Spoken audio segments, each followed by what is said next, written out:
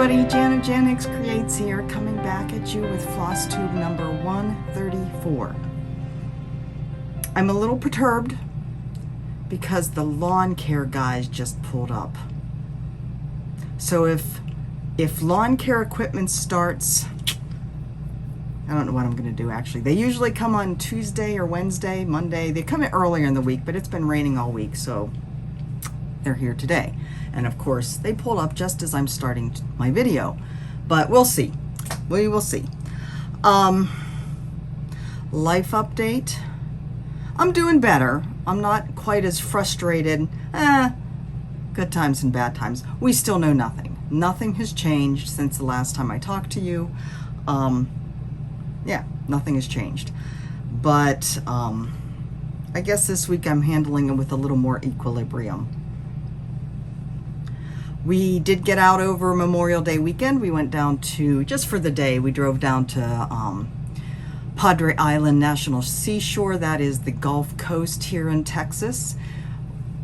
You might remember, Mike and I have the National Parks passport book, and we basically are collecting all the stamps and the stickers from all the different national parks, monuments, seashore. So we're trying to get as many of those as possible here in Texas as we can. So Memorial Day, Sunday, we went down with thousands of our best friends to the shore. We only stayed for a little bit. We walked the beach a little bit. It was wonderful for me to stick my toes back in the water. They have missed that. And then just came back home. You know, we thought about just staying overnight, getting a hotel room, that kind of thing. But with the added difficulty of needing to get a pet sitter in to give Sasha his shots, it just gets too last minute, does not work very well basically. So yeah, but it was okay. We enjoyed the drive down and the drive back. Got to see another part of Texas. For the July weekend, we have reservations made for going up to Waco. There's a national monument up there, and of course want to see Magnolia, so that'll be fun. But yeah, nothing much is happening. I did finish another design and started another one, so in today's video you will see that. Little bit of other stitching to show you, tons of haul. I didn't show you the last time. I'm going to go through it this time. And starting another design which will lead to some talk about samplers and my, I would say, evolving thoughts on samplers, and I'm sure they will continue to evolve as I learn more. Definitely a learning process, so we will be getting into that in a little bit.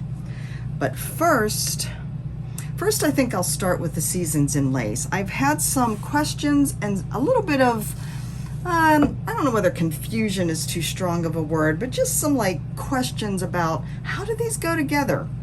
I think there's a little bit of, I guess maybe misunderstanding about how I'm laying them out. Now, so I thought I'd show you that. It's going to be hard because of course these are not sewn together yet. My sewing machine is in storage.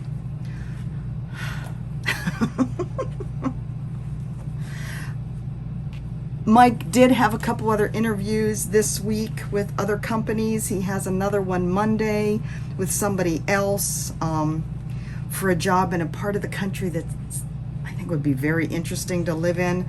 So we'll see. We're not sitting still. But anyway, Seasons of Lace Winter is on top. Now see, I tried to get that folded up. Mine I will be sewing together. But this is how they come together here. It's not lined up perfectly. Like it will be when I actually have to sew them together. This is how they're going to come together with that big center mandala meeting up. And so the green, summer will be sitting over here and fall will be sitting up here. Fall is in the golds. And so they will all meet in the middle here with that mandala. And the borders, the upper, just this scallopy part is the same on all, and this dotted line, zigzag line is the same on all, and pretty much everything else is going to be different. So that's, I just wanted to kind of show that so you have a better feel for how those are going to look together. So these are starting to slip slide here. My new design this week, excuse me, is meditation garden. So I've been showing you bits and pieces of this. And this is the finished piece. I cannot tell you how thrilled I am with the reception to this design. You know, as I was designing it, I kept thinking, is this too crazy? You know, are there other people out there like me that will think this is pretty darn cool? Or is this just too wild? And I am happy to say there's a lot of other crazy people out there like me. So my inspiration for this was this maze. And a maze speaks to me as a labyrinth, and there was I don't know whether it's still a thing, it may be, the idea in religion to take a moment to just wander through a garden, whether it's a labyrinth or just some kind of garden setup, and come to peace with yourself. I'm not talking about any specific religion, just the feeling of, I guess, getting back to nature, right? Getting back to the simple things, clearing out your mind, and finding some peace away from all the hustle and bustle in the world. And for some reason, the maze brought that to mind. So I created, I think for me, what is my dream garden. My dream garden will have water, a pond, wildlife and nature will come to visit it. There will be walking paths through it, birds chirping. You can see Sasha sitting there contemplating that duck, wondering if it's too big for him to take on. Actually, Sasha at his age is very lazy. He wouldn't try and take it on. He would just sit and watch it and dream. I love my willow tree, the bunny. I love my little, I don't know what these stone pieces are next to the maze. You see them in like Japanese gardens, just the little stone sculpture type things. I love my little cherry trees. There's two there and one up there. I tried to find different trees, different birds, different animals, all the little butterflies flitting around, and all the gorgeous flowers making up. As I was stitching this, I really just felt like I was wandering through the garden, enjoying all the little bits and pieces of nature and the beauty. My little sunflower patch down here. I felt peace doing this, and I think that really helped to kind of level out my sense of frustration too. Now I mentioned last week, not last week, the week before, my last video, that the same border all around a piece drives me insane. It's just too boring for me. I get bored with it. I did not have that problem on this piece. So yes, there are many, many, many different borders. Some are more like potted plants, this one and this one over here. I just found all kinds of different borders and used them. Now, you may not like that idea. And one of you, I think somebody on Instagram actually commented that they thought it was a great idea because they could pick out, if they don't like this, if they think all the different borders is too busy, they could pick out one or two and just use one or two. Pick out your favorite and just use that all around. Just be aware, if it is not one that is charted on the corner, charting corners is a pain in the butt. So pick one maybe that is already on a corner to go with. But yeah, I am thrilled with your reception of this. I love how my son turned out. So this is all stitched in Mrs. Sedas floss. It is stitched on 36 count linen by Color and Cotton. I do not have the colorway name. This was a limited edition colorway that she made for StitchCon in 2018 when I went. So it did not have a name, it just said limited edition. But it is definitely a brownie, creamy, with some, even some blues in it. I love it. Of course I love it. Now, Mrs. Sedas floss, there are 20 colors. Again, I stitched on, and she does have the silk pack all set up for this in both her Etsy shop and her website. I will link those below, of course. So here's the wonderful colors in this. The green, not that green, the other green.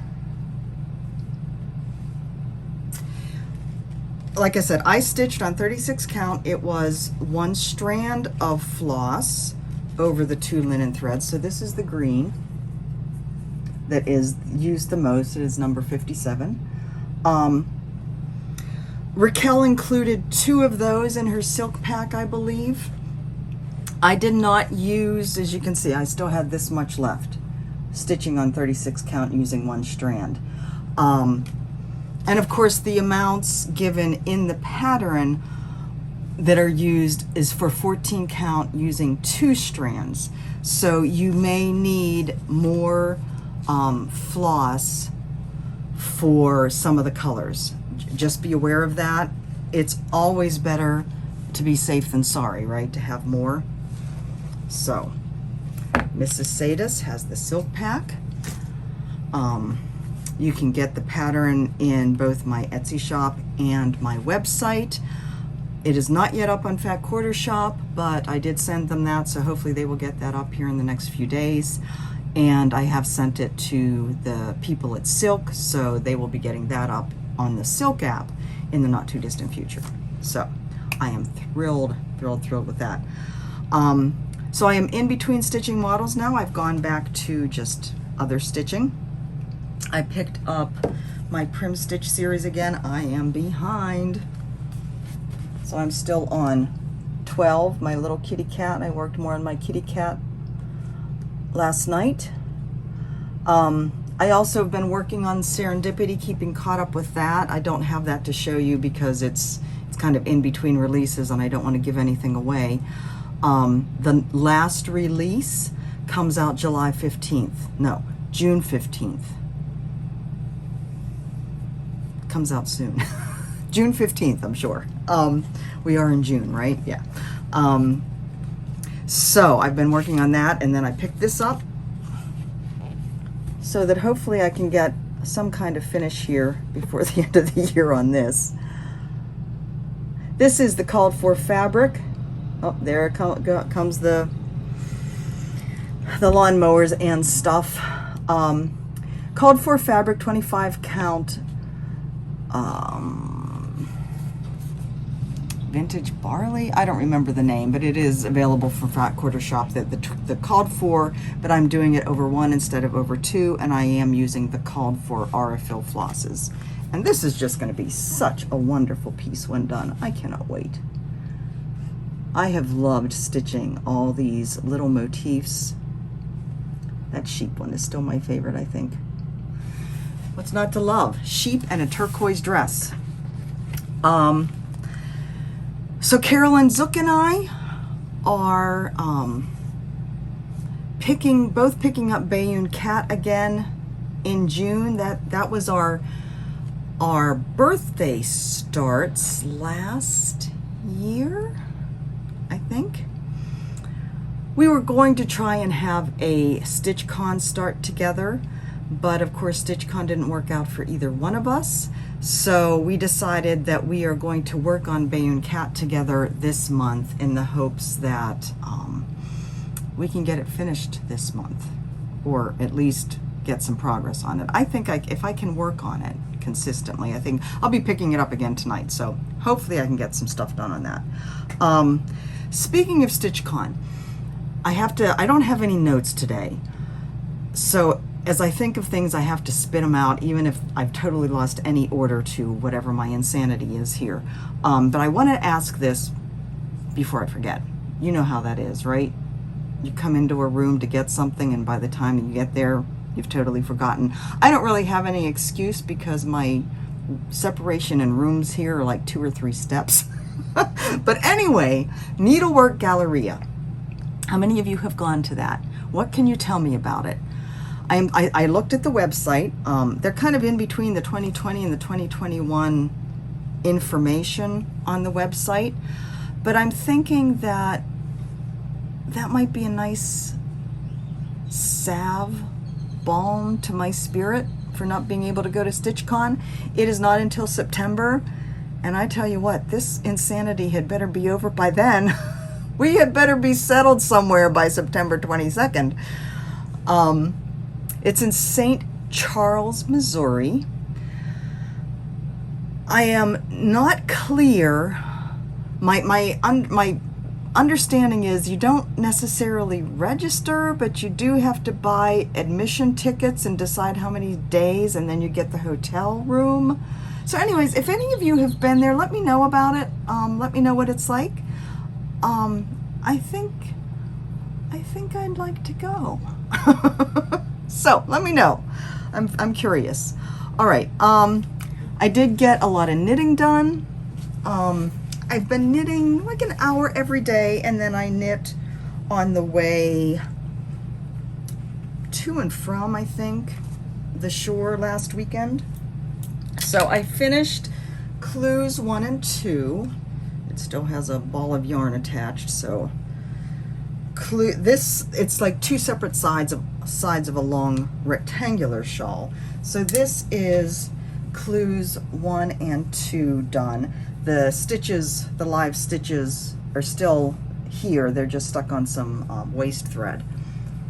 So this is Clues 1 and 2, and I love how this is looking. I love it, love it, love it. Clue 3, but you basically start over again down here, so I'll show you that in a second, but with different stitch patterns. So, whoops, there went some of my haul. I'm loving my colors, how this is turning out, the different stitch patterns and how they're playing together. So that is 1 and 2. And this is the start of 3. So you basically start over again with your colors, your contrast colors, and then we'll be connecting it in the center. So I haven't actually knit on that. Excuse me, let me pick that up. I haven't actually knit on that for the past couple of days, but that's okay. I'll get back to that tomorrow.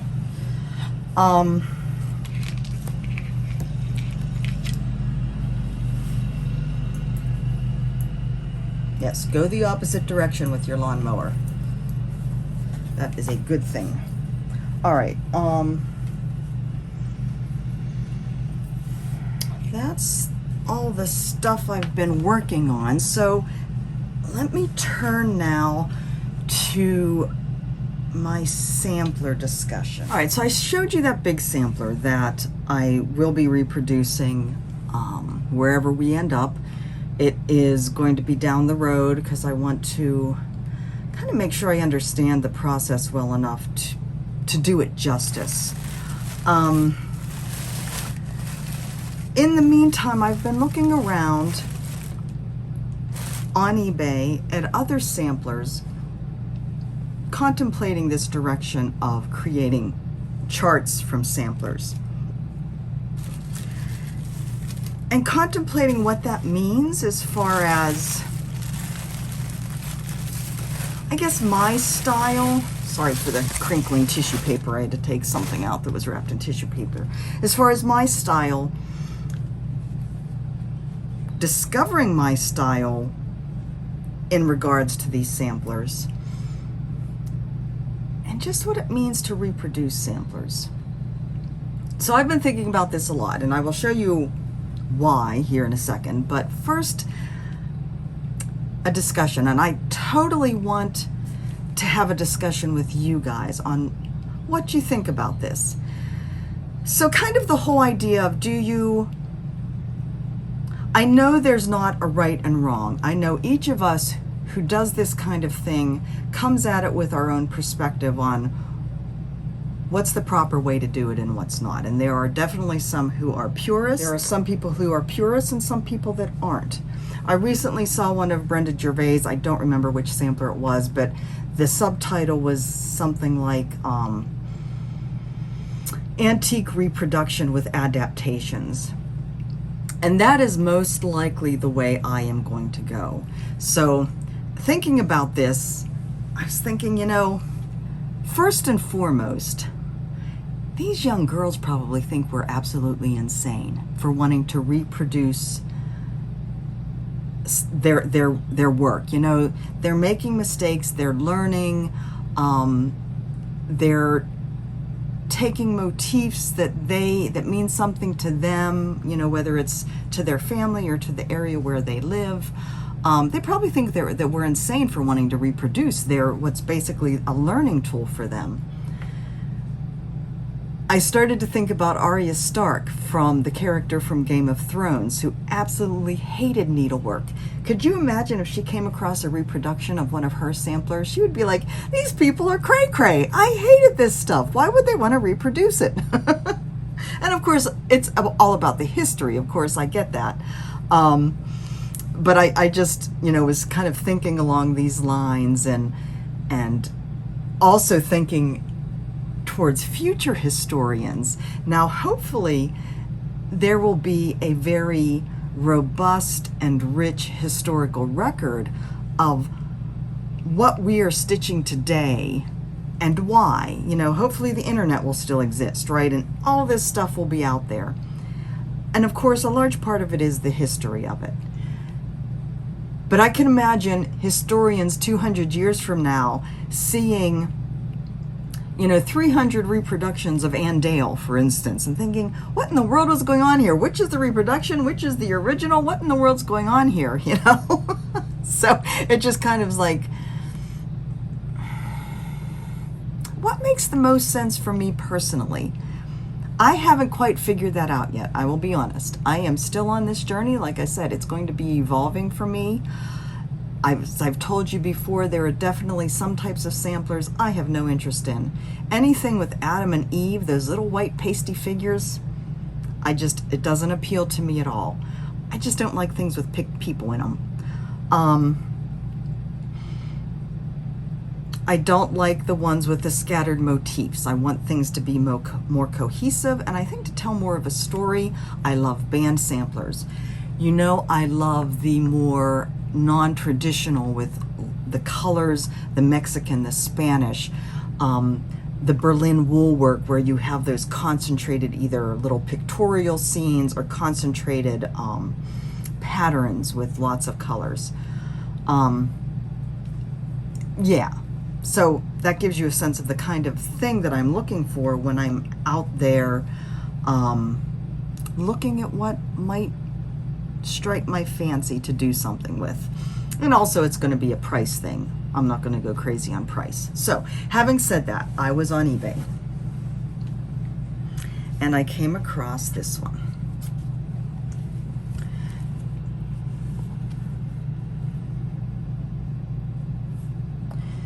You can see that this is not finished,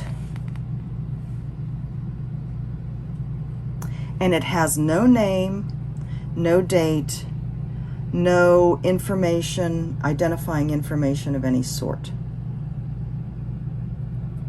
So in a sense, I am starting with kind of a blank slate here.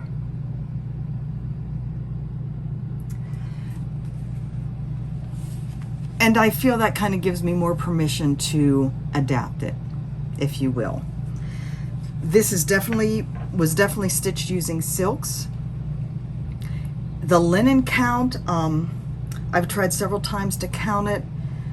It's somewhere around, it's very, very high count. It's somewhere around the 53 by 63. It's definitely not an even weave. So my adaptation of it is actually going to be longer, because it's 63 this way, and so that scrunches everything up a bit more. But it's just, there's so much about this that is stunning. Look at that Bargello border. Can you see that? It is gorgeous. This is satin stitch at the top, and I think then the rest of it is basic cross stitch. I did work with Vicki Clayton to get a silk pack set up for this. So she's sending that to me, and I will be stitching the model in the silk pack. I cannot wait to get started stitching this. This is going to be a learning process for me though, because the Bargello and the satin stitch, my cross stitch software, pattern making software doesn't seem to, I'm still learning it. I'll totally admit I've only been at this for what, a year and a half now. And there may be something that I'm missing, but in poking and prodding all through it, I haven't found any way to make specialty stitches. So basically the satin stitch and the Bargello is all straight stitch, back stitch. But it's not, yeah, there's some details I have to figure out. There's some instruction that I'll have to figure out how to write up to add to the PDF. So there's going to be some learning process here, but I am thrilled with this. Now, this was found in a sewing box. The woman I bought it from off of eBay did not know any more than that, except that it did have a couple of companions in the sewing box with it. I was going to buy, my reflector there is falling. I was going to buy this one as well. This is the other one that was in the box with it. I showed this to my friend Anne, and she loved it. So I let her buy it. I am going to still reproduce it, but she owns it. You can see on this bottom line here, underneath the block alphabet, it says for Carmen 1873.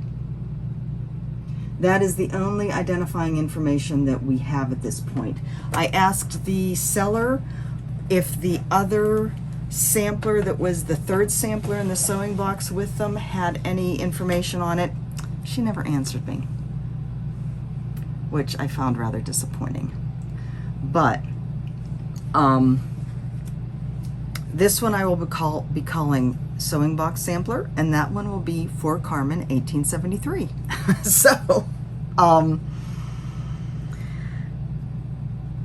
So talking about adapting then, as I said, this is a very high count of fabric, and there are, so one of the other things that I learned about myself while doing this, and this kind of falls under the category of what cross stitch taught me this week, is that I'm much more anal about my stitching than I probably would have said that I was prior. I don't like things being misaligned or incompleted, or like, I don't know, seriously. Let me see if I can point it out to you here without my glasses. There are several places where, because I think of the low count, okay, so the satin stitch border, she starts in one place and it kind of goes to different areas along the top. You can see along the bottom here, she ends here, and then she gets over here and goes down further. I couldn't do it. I had to line it all up. Now there are some things that I did leave alone. This alphabet, you can see the E, the bottom line of the E. She actually put one stitch too many in this top section of the E, so the E is one line lower than the rest. I actually left that. This alphabet, she has two L's and two N's. And then of course we don't have the second line. I'm not trying to add the second line. I left that as it is. I'm adding a border into this blank space. I'm adding a border into the blank space under this alphabet. I love this alphabet with the shading on it. I think that is so cool. I will be keeping the red in this alphabet. This down here, I'm going to raise up. I'm going to get rid of this blank space in between these lines and in between the Z and these lines. And I'm going to chart out down here something like stitched by or by the hand of, you know, something along those lines. So this will definitely be antique reproduction with adaptations. The floral piece up here, those flowers are too incoherent for my taste. I just think they look like blobs, and I don't want to chart blobs, and I don't want to stitch blobs, and I don't want to put a pattern out there that looks like blobs. I hope I'm not offending anybody with my talk like this, but I found something else that will work in that space. Again, a floral border, but just I'm not using that one. So yeah, antique sampler with adaptations. This Bargello border though is just, I mean, I don't know whether the shine of it is coming across, but it is really just so rich looking. And the back, so because this was kept in a sewing box, the colors on the front are the same as on the back.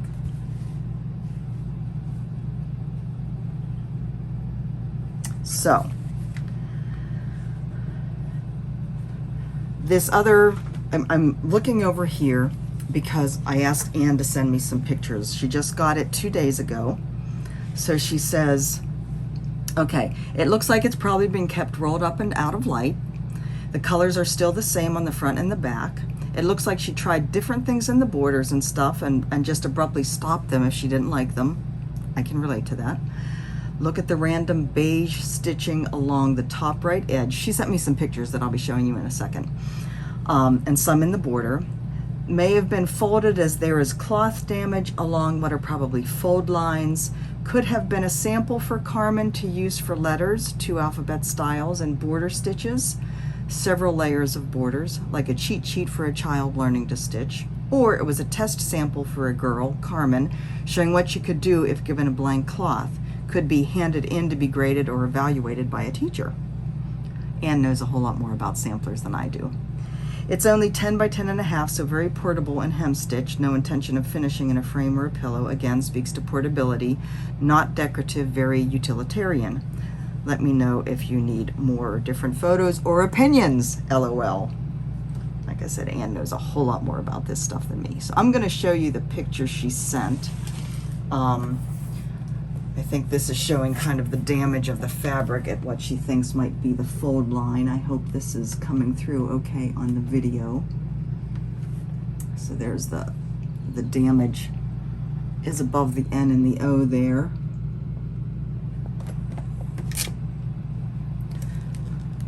This is a picture of some of the different borders, kind of with block stitching and then other, like 4-sided stitch and some other stuff. And in reproducing this one, I would keep all that the same as in the pattern.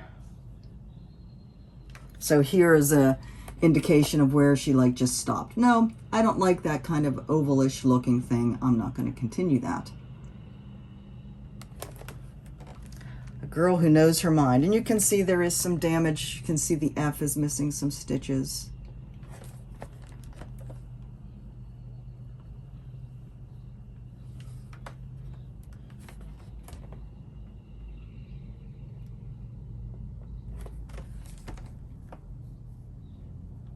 And then this is the back, and you can see the colors are the same. There's no fading,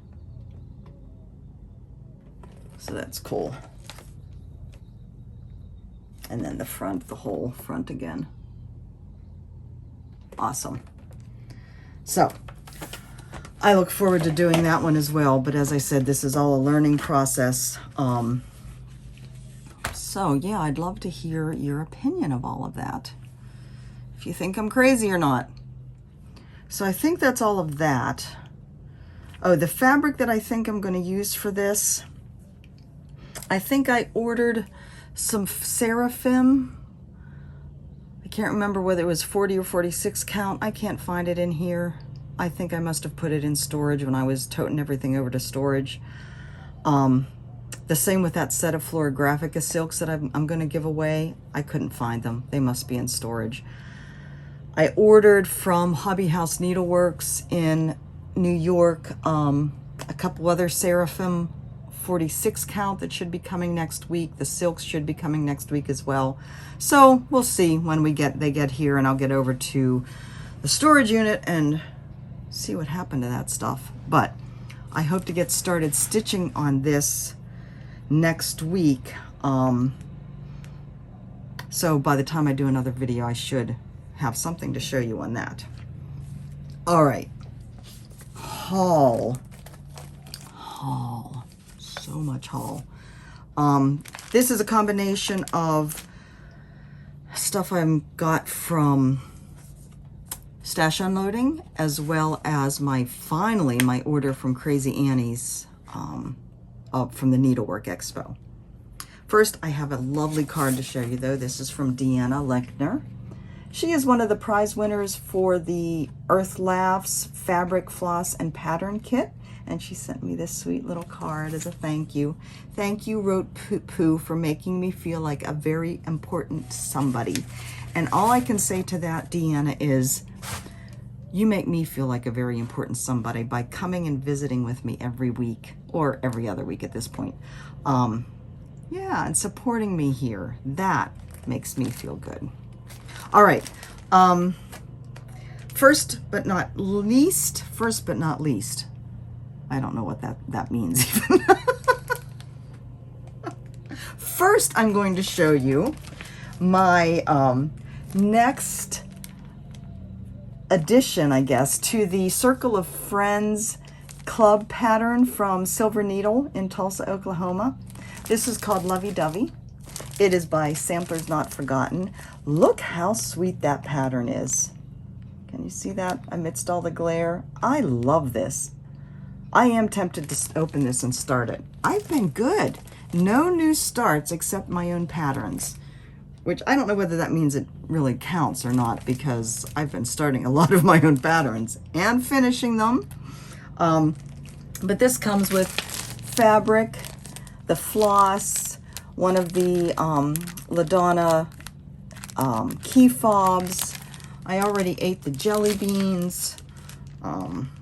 There's a little thread keep in there too, whether you can see that. I love their kits. I think they're awesome. And this one is just stellar, just perfect. Let me get my little sampler out of the way here so I don't damage it at all. So that was a new thing. I don't really have these in any sort of order. Let's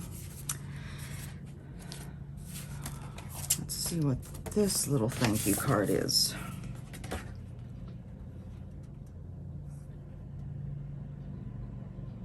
Oh, this was some samplers that I ordered off of Etsy. That was a thank you card for ordering from her, so that was nice. Okay, this is some Stash Unloading stuff. I kind of have fallen in love with You and I and Friends little sampler-ish type of things. So this is Little Blue House.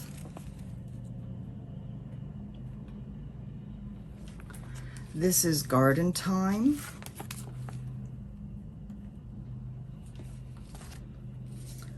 Good Yule.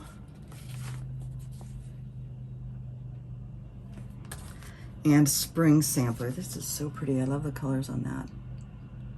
Not huge ones, not small ones, but very sweet little stitches. I really need to do some work and get all of these in my X Stitch app though, because otherwise I stand a chance of buying stuff I already have. Okay, the things I got from the thank you note was for, it's from a shop called the Linen Sampler on Etsy. And I got 3 different samplers. samplerish type thing. So this is called Shady Day by Sheepish Designs, 110th exemplary. Shady Day. See those sheep? Sheep and horses, funky trees, funky birds, funky alphabet. That's my kind of sampler. Love that one. This is a Moira Blackburn, and I love Moira Blackburn's designs. This is Love and Beauty.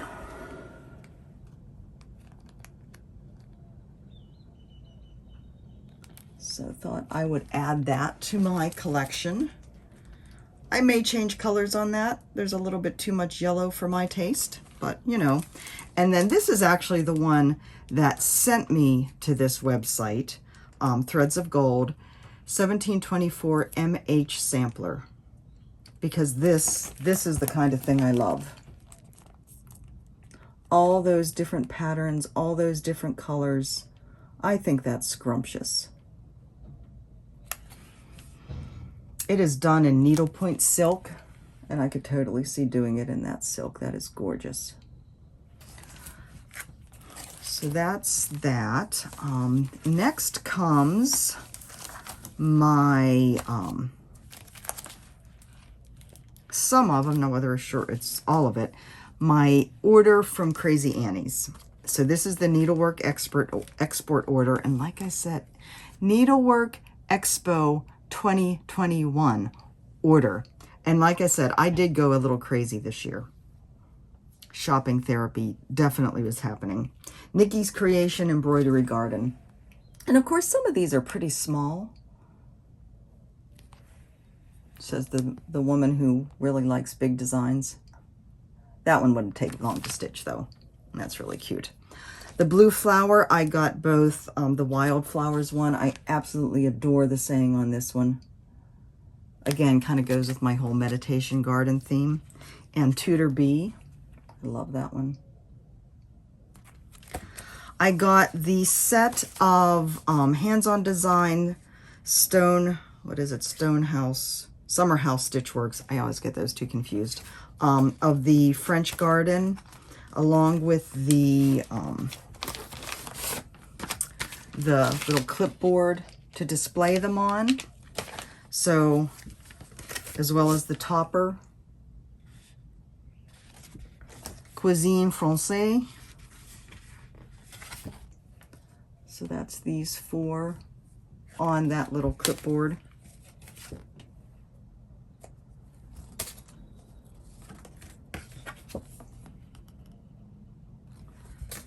I don't know when I'll do them. Love those. Stacy Nash's Be Kind sampler. I adore this one. I think Vicki needs to make a silk pack for this. I would like to start this one soonish too. I am still on the no new starts this year. But at this point, I'm not getting old stuff done either, so I don't know. Okay, now I'm back to stuff I got from Stash Unloading. Spring at Bean Family Farm.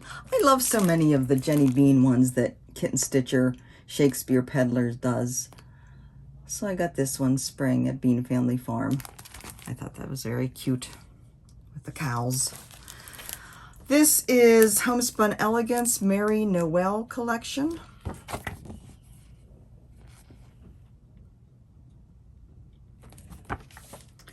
And again, Homespun Elegance Glad Tidings. These are leaning a little bit more primitive than what I usually like, but something about them and the rustic and Christmas just seems to go together. And then Santa Button Samplers. Again, Homespun Elegance. Love that. I think there might be Whisper used in his beard by the looks of it.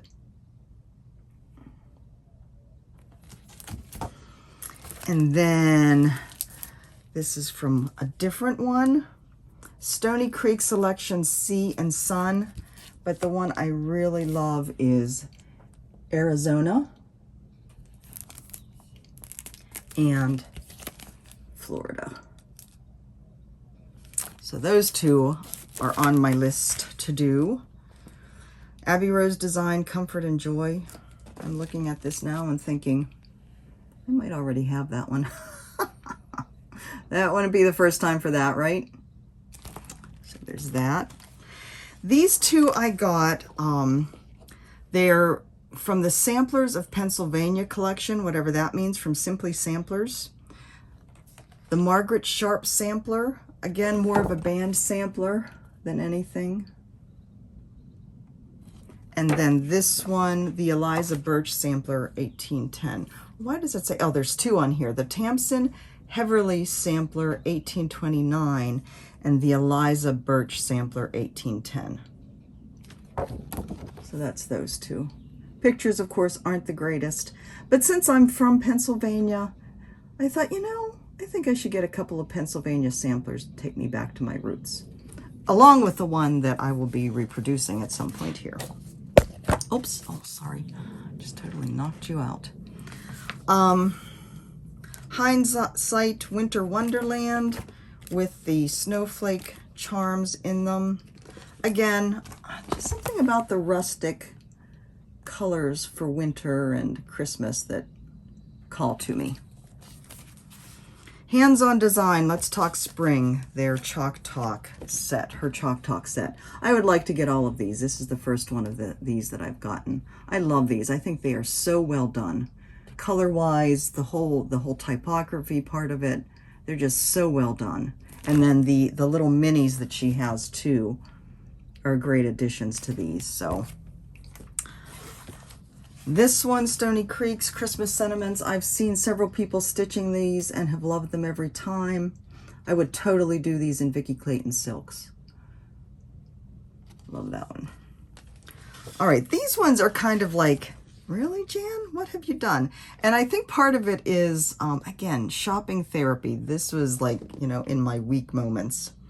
Stoney Creek's Christmas Reflections. I don't even know which ones here I like the best, but I love the snowmen. I love this little Christmas scene down here. And it kind of is, it's from the same person and bought at the same time as this one. The Snow Friends Christmas Afghan. Now, I would not do it as an Afghan. I would do these on a small count fabric, probably as ornaments or, you know, pillows, something like that. I would do it on a high count fabric so that they were small. But yeah. And really, they have several Afghans. Let me show. I don't know whether you guys have seen these. I adore this Christmas Village one. Again, I would not do it on an Afghan unless we ends up someplace really cold and I enjoy stitching on an Afghan on my lap. I would do it on a high count fabric so it was small. And even the Halloween one, you guys know I'm not big into Halloween, but I love that. I've loved it every time I saw it. I think it's, I don't know. I don't know. All right. I think that's all.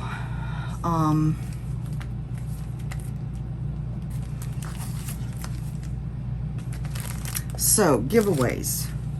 I am going to apologize to Regina and I'm not pulling the other name out of my brain that won the giveaways in my last video. I have not gotten them in the mail yet. I finally pulled them out of the cupboard so I would remember. So I hope to get them in the mail today. I had every intention of giving away the silk for Florigraphica and the pattern for today's video. Silk pack. Like I said, it must be in storage. Or I put it someplace where I thought, oh, I'll remember it here. You know how that goes, right? But I think it must be in storage. So, yeah. So I'm going to hold off on that because I don't want to actually give it away until it's in my hands because I'd feel bad then if I couldn't actually find it. So, but what I am giving away is 2 more of the Fat Quarter Shop patterns. So I have the Love and Friendship, the one I'm currently stitching on. Again, this is behind. This is 10 of 12.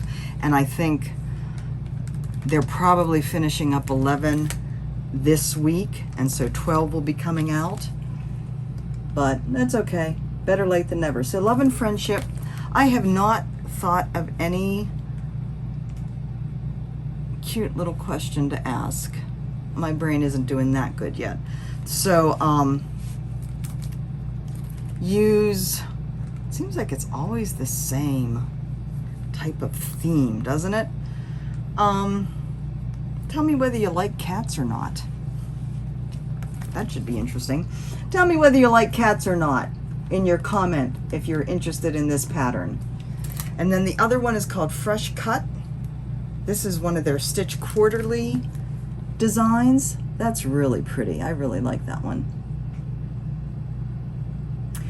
Fresh Cut.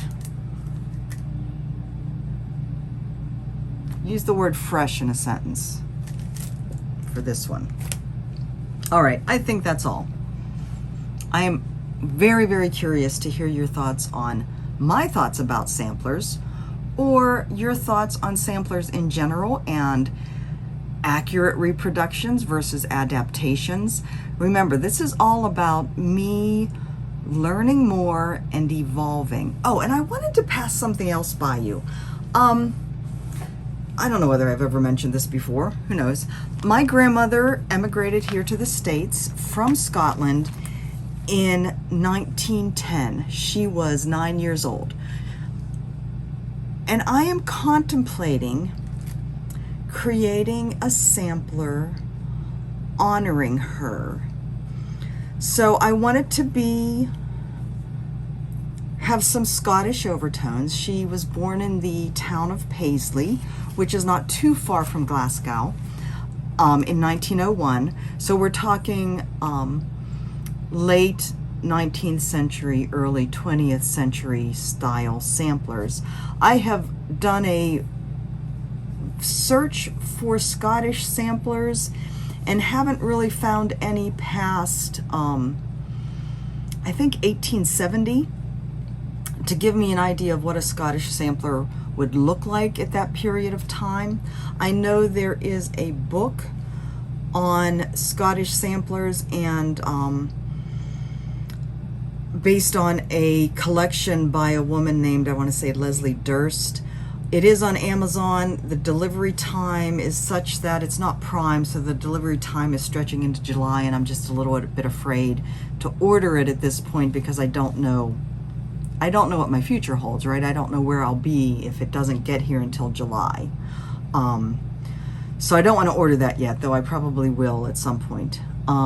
It's called Embellished something, I don't remember. So anyways, I've started to look into Scottish samplers, but I guess my question for you is, if I do a sampler, so my idea is to have some Scottish type elements in the first band with maybe the alphabet. I don't want to do that curlicue alphabet with all of the, back stitching curlicues. Those don't appeal to me at all. But some kind of Scottish type motifs that you would see in a typical Scottish sampler of that time at the top. I want to have a ship to indicate her emigrating here to the States in the early 1900s. And I might try and do a reproduction of their brick home that my grandmother and grandfather, that my grandfather built, that they lived in when I was little. So I don't know whether, I guess my question is, would I just be doing that for myself? Or is that something that might have appeal? It's kind of like I'm creating a sampler just like the young girls did, right? But the reality is, in today's world, would that appeal to somebody else to actually stitch if I charted it and put it out there for sale? Or would I just be doing it for myself? Which is fine. But yeah, Jessie Belle Smith Ferguson Hobaugh. Well, actually, I probably would just call it Jessie Belle Smith Ferguson 1901 as a tribute to my grandmother. She became Hobaugh. I'm not sure when they got married. But anyway, just a question. Probably got married in the late 19... Well, my mother was born in 37, and she has sisters that were at least 10, if not more, years older than her. So, she was, yeah, I don't know. One of the many things I have to find out. So anyway, let me know what you think of that idea. I think that is all today. Hold one. Okay, angel card time. But let me tell you first, I have to tell you about the angel card in the last video.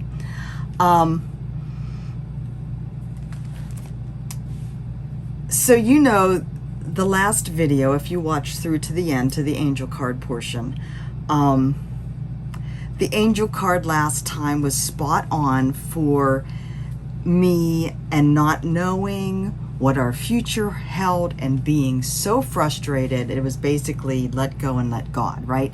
Let me tell you about this card. So I had the card sitting here on the table, and you know, the table's covered with all kinds of stuff. So when it came time to get the angel card, I had to move some stuff aside in order to get the box that the angel cards are in. When I moved the stuff aside, several of the cards on top shuffled off with the stuff. I didn't notice it, I didn't see it. They moved off the top of the deck of cards so that the one that was showing was the one that I read. Now, does that give you chills? It gives me chills. When Mike came home that day, again, just so frustrated. And the stuff we've learned since then is so incredibly stupid. This process is so broken. But he came home that day and I said, I have to tell you, because we've had discussions. I think I mentioned that. We've had discussions about this is not working out because God has something else in store for us. We have to let go. But it's hard in the daily processing, especially with how awful his job is. But he came home that day and I told him how this worked out. And I said, I mean, it blows the mind, doesn't it? So anyways, I wanted to share that story with you because it's important for us to remind ourselves that we're not in control. There's somebody else out there. Oh, squirrel. Squirrel. He's sitting on the picnic table. I'm sorry. That was a very moving moment and the squirrel interrupted it. Anyways, it's important to remind ourselves that there is a meaning here, and there is somebody else taking care of us, whether we believe it or not. All right, today's card. Love. Oh, God. Let the angel's boundless love help you let go of negative thoughts and feelings. You know what has helped me? What has helped me is you. You guys out there taking care of me, lifting me up, surrounding me with your love and your prayers, checking in on me. The past couple days, people have sent me things. You doing okay? Because it's been, a couple weeks since the video. I appreciate you guys. I love you being here. Know that you are in my thoughts. I love that you're as crazy as me. I love the advice that you give me. I appreciate it all. I hope you guys have a lovely weekend. I hope we hear something soon. Like I said, Mike has another interview on Monday. We are pretty hopeful about the possibilities of this one. So yeah, just keep surrounding us, keep holding us up, and I will talk to you soon. Take care. Bye-bye.